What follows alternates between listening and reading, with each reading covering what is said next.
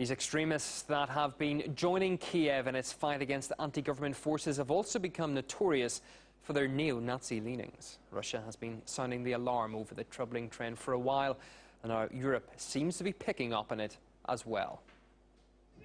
This is a TV report aired by a German public broadcaster giving an inside look into the life of one such unit, the Azov Brigade. You can see a swastika, a well-known Nazi symbol, on a helmet of one of the fighters, and another fighter's helmet has an SS symbol stamped on it.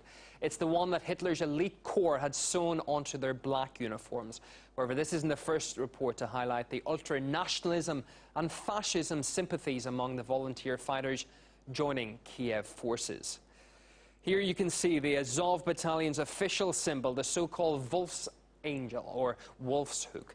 The fighters say that it stands for the idea of nation logo, with the I and the N letters overlapping. But initially it was a pagan symbol for protection, as well as for capturing one's enemies. It was also used by some SS divisions from Second World War Nazi Germany. The similarities startling. Another volunteer battalion is the Donbass, created with the sole purpose of combating the self-proclaimed Donetsk and Lugansk republics. It sports this eagle as its emblem.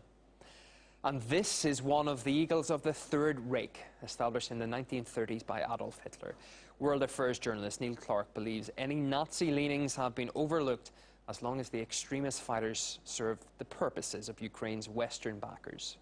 It seems that we're not supposed to notice that the Ukrainian authorities backed by some pretty far-right neo-Nazi ultra-nationalist elements. We're not supposed to notice this. And I've written before about how the West is highly selective in the kind of groups that it demonizes or attacks. Quite rightly, there are attacks on far-right groups in countries in Europe who may be described as racist groups or even neo-Nazi groups. However, if those far-right neo-Nazi groups are furthering the Western economic and strategic interests, they're given a free pass.